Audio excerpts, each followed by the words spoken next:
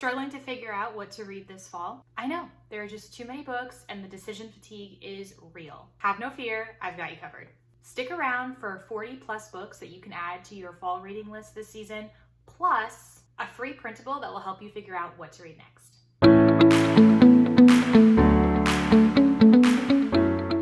I'm going to go ahead and assume that if you're here, it means you love reading books and you love talking about books. So hey, welcome. I'm Gianna, and this is the McDonald Chronicles, where we talk all about books for moms who love to read and sometimes books for their littles too. Today though, it's about the mamas. We've got a lot of books to cover. Chapters are sorted down below by genre so you can find what you love. Let's go. Okay, first up we have romance. This first book is Wild Eyes by Elsie Silver. I am personally so excited to read this one. Wild Love was one of my favorite romance books this summer. This is the second book in the Rosehill series. It's a hot, small-town romance between singer Skylar and a local Weston Belmont. Next up is A 7-Year Slip by Ashley Poston. If you haven't read this one yet, this is a great one to read during the fall time because it's kind of got that ghosty element to it. Clementine inherits her aunt's apartment, except there's already a guy there. But the catch is that he's from 7 years ago and he only resides in that apartment. Highball Rush by Claire Kingsley. I have no idea if this book actually takes place in fall, but I could not say no to this cover during autumn. We've got another hot small town romance between Bad Boy Gibson and Callie, a girl with a dangerous past. Pumpkin Spice Cafe by Lori Gilmore. Another small town romance. You're sensing a theme, as you should. Something about fall, I think it's like Gilmore Girls, like a small town romance is just fall to me. This one we're following happy-go-lucky Janine, who inherits her aunt's cafe, and we've got a town grumpy Logan. This is a series. The second one is called The Cinnamon Bun Bookstore, which I also think is a perfect one for fall. Next up, we have The Truth According to Ember by Danica Nava. Ember is a Chickasaw woman whose resume just keeps getting rejected, so she decides to check white on the box instead of Native American and lands her dream accounting job. Throughout the book, Ember starts to see another IT guy at her job, also Native American, but her lie is starting to catch up with her, and this one will be great. And lastly, with the romance, we have You Are Here by David Nichols. This one is not related to fall at all, but One Day by him basically destroyed me. So I need you all to read it so I can read it too, and then we can talk about it. We're following Marnie and Michael in this one. They're both dealing with the departure of their ex-spouses in their own way and decide to take a 10-day hike. Okay, so switching gears a little bit, still in the romance category, but more paranormal. The Ex-Hex by Erin Sterling. In this one, Vivian cursed her ex-boyfriend 9 years ago, thinking it was, an innocent curse. But when he returns to town 9 years later, she realizes, not so innocent, he's actually cursed, and it means bad things for their town. Full disclosure, y'all, I just finished reading this one. It was fantastic. If you have not read it, highly recommend. Modern Girl's Guide to Magic. This is the first book in the Charming Cove series. Arya is a witch with terrible magic, and then comes Callan, who is a billionaire with perfect magic, of course, and he is Arya's sworn enemy. Enough said. Thanks for Nothing by Stephanie Holmes. I had never heard of Stephanie Holmes before I started doing research for this video, and she has so many paranormal romance books. So this is just one, but honestly, if you like it, she's got dozens, it seems like, all on Kindle, so definitely check her out. This is a vampire romance following our vampire Alaric, who hires a mortal Winnie to come organize his home because Alaric's mom is coming to visit and he cannot have his house be in disarray. Bonus, Alaric's mom is bringing a bride-to-be for him and he doesn't want that either, so he convinces Winnie to pose as his fiance. The Spell Shop by Sarah Beth Durst. Keela runs a magical library. There's some sort of revolution and her library goes up in flames. So she flees back to her hometown. What she finds there is a rundown village and a very cute, nosy neighbor. However, she's starting to feel guilty because she realizes her part in running this library may have played a part in her hometown being run down and not getting the resources that they need. So she decides to open a secret spell shop. Amazon called this one, quote, a Hallmark rom-com full of mythical creatures. That sounds blissful. Then we have Bride by Allie Hazelwood. This is a paranormal romance between a werewolf and a vampire. I think it's definitely different than what Allie Hazelwood usually writes. If you've read this one, let me know down in the comments how it went. I'm really interested to find out. Pumpkin Spice and Poltergeist by Allie K. Mulford. This cover, love. Jordan is a witch and she conjures up the ghost of her ex-girlfriend who is now haunting her. That sounds nightmarish. And then to add to that, there is a new girl in town, Harlow, who kind of seems like Jordan may have some feelings for, but Harlow is not magical and did not believe in magic before she got to this magical town. I think this one's going to be fantastic. The Last Witch in Edinburgh by Mariel Thompson. We start off in Edinburgh in 1824 with Nellie as she discovers the Ray Woman's Apothecary, a group of witches. Heartbreak strikes, Nellie flees, and then we meet up with her again 2 centuries later, hiding. However, something happens which gives her the courage to come out of hiding, and then we're following her story there. Rules for Ghosting by Shelley J. Shore. This cover also amazing. Personally, I think fall covers are some of the best. Maybe I'm biased, but I love them. In this one, our main character's name is Ezra, and he can see ghosts, which is kind of problematic because his family runs a funeral home. He ends up taking over his family business and develops a crush on the funeral director. However, the funeral director's deceased husband is now haunting the funeral home, and only Ezra can see him. This is insane. Can you imagine if you had a crush on someone and only you can see their deceased husband and you're trying to get with that person? I think this is going to be laugh out loud funny. And finally, for the paranormal romance, we have A Witch of Wild Things by Raquel Vasquez Gilliand. I read this book in January. You can check it out in my January wrap-up. I loved this book. If you were born in the 1900s and you personally used AIM messaging, you should also read it. We're following Sage, who's been pretty much running away from her past since her sister disappeared. She's down on her luck. She returns home, and who returns home to but her middle school crush, who essentially broke Sage's heart, and he has no idea. I think I'm going to be rereading one this fall, so please, if you haven't, do yourself a favor and add it to your list. Okay, let's take a quick break for our sponsor. Just kidding, there's no sponsor. But if you found at least one book to add to your list so far, please consider liking and subscribing this video. It is a free way to support my channel and allows me to keep making videos like this just for you. All right, let's get back to it.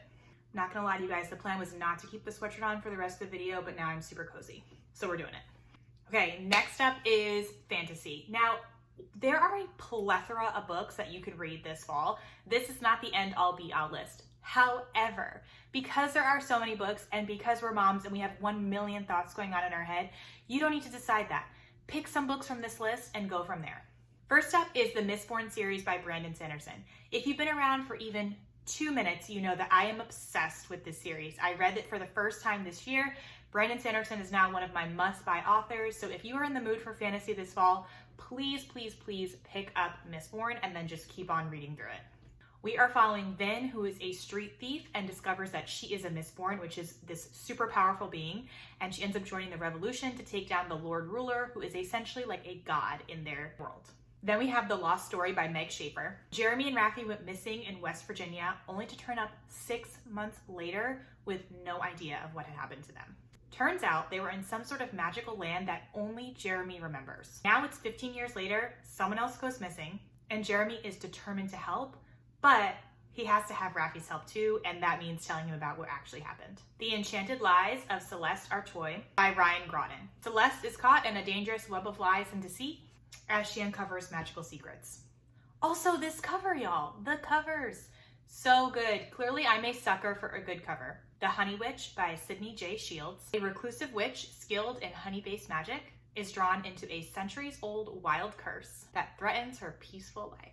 The Wren in the Holly Library by K.A. Lindy. If you were here for my library haul video last week, you know that I was drawn to this one because of the pages on the side. So beautiful. Kiersey is a gifted thief who knowingly decides to break this decades-old treaty with monsters in order to enter the Holly Library. What she doesn't know, though, is that in this library is actually a monster. And finally, with fantasy, it wouldn't be me if I didn't recommend the Harry Potter series for you to read this fall. Even if you have already read it, there is nothing like a reread of Harry Potter during the fall time, especially since they're remaking the movies. What? That's wild. All right, and our last category is mysteries and thrillers. Fall is my favorite time to read mysteries and thrillers because I'm too chicken to watch a scary movie, so this is as close as it's gonna get. First up, we have The Third Wife of Faraday House, E.R. Myers. In this one, 2 wives must band together to unravel the ghostly secrets part of a crumbling island manor. Nothing says spooky like crumbling island manor. Love that. Then we have Arsenic and Adobo by Mia P. Manizala. Lila comes home to help run her Tia's restaurant and runs into a not-so-nice food critic who also happens to be her ex. And when he turns up dead, Lila's determined to figure out what happened, except she's the main suspect. This one, I believe, is also a series, so a great one to start, and if you love it, just keep on going through them. A Very Woodsy Murder by Ellen Byron.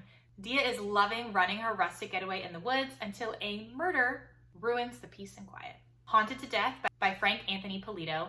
Y'all, if you watch HGTV, you have to read this one. I started cackling when I read the description. We've got partners and home renovation hosts, Peter and JP, who are redoing a fixer-upper until they realize it's haunted. This is at the top of my list to read this fall. Then we have It's Elementary by Elsie Bryant. I feel like the best way to sum this one up is PTA meeting gone wrong. We Solve Murders by Richard Osman. The Thursday Murder Club is a very popular series. In this one, we're following a retired cop, Steve, who comes out of retirement to help his daughter-in-law, Amy. Then we have The Antique Hunter's Guide to Murder by C.L. Miller. A former antique hunter investigates the suspicious death at an isolated English manor, which puts her right back in the dangerous world of tracking stolen artifacts. More Than You'll Ever Know by Kate Gutierrez. Also love the cover of this one. It just seems eerie. So we've got Cassie, who is just fascinated by the story of Lore. Lore was a woman married to 2 different men, living a double life. Nobody had any idea until one of the husbands found out and murdered the other husband. Lore is willing to talk to Cassie to tell her story, but as the story starts to unravel, Cassie is realizing there's more than meets the eye. Secret Identity by Alex Segura. Carmen is an assistant at Triumph Comics, and she's been helping one of her colleagues create this character called the Lethal Lynx. But her colleague turns up dead, and some other things at her company seem a little out of place. So Carmen is desperate to figure out what happened to him. Chaos at the Lazy Bones Bookshop by Emmeline Duncan. Haley Briggs loves her year-round Halloween town of Elin Hollow. Me too, I would love that too. When she takes over her grandfather's beloved bookshop, she accidentally discovers that the town has a secret dark side. I don't really care what the dark side is. You're in a Halloween town, small town, for the entire year, and you own a bookshop? I'm jealous. The Night We Lost Him by Laura Dave. I read one Laura Dave book and it was fantastic, so this is definitely up on the top of my must-reads for this fall. In this one, estranged siblings discover that their father has been keeping a secret for over 50 years, and discovering the secret may be fatal. The God of the Woods by Liz Moore. A teenager vanishes from Adirondack summer camp, just like her brother did 14 years before. Ninth House by Leigh Bardugo. After kind of a tough life, Alex is given a second chance to attend Yale on a full ride. Not sure why or how, she totally jumps at the opportunity, even though it comes with a catch. She has to monitor the university's secret societies. This sounds so awesome. The Invisible Library by Genevieve Cogman. Professional Spies, Mysterious Library. Enough said. The Red House Mystery by A.A. Milne. Yes, that A.A. Milne. Apparently he did other things besides Winnie the Pooh. The review promises witty dialogue, deft plotting, and an intriguing cast of characters, so count me in. The Middle of the Night by Riley Sager. Really, any book by Riley Sager would be awesome to add to your fall reading list. I'm biased. I love him.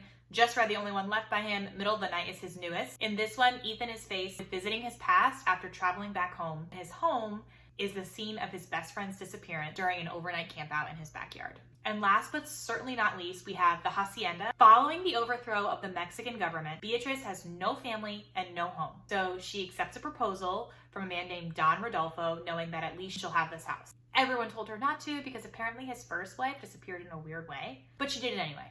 When she moves into the new home, she realizes though that something sinister is going on. And even though no one believes her, she knows that something is just not right with this hacienda. This one seems eerily spooky. I'm very much looking forward to it. All right, so you made it to the end. 40 plus books for you to read this fall. If you're looking for some fall books for your littles to read, check out this video right here. And if you're looking for even more mysteries and thrillers, check out this video right here where I go through my top ones of the past few years. If you found 1 or 2 or even 3 books that you want to add to your fall reading list this year, please consider liking and subscribing for more bookish content. Finally, I've got a free fall bingo printable link for you down below. Every book I just showed you fits into at least one category. You're welcome. Make sure you comment down below the first time you hit bingo and what books you read. All right, y'all, well, happy reading, and I'll see you next time.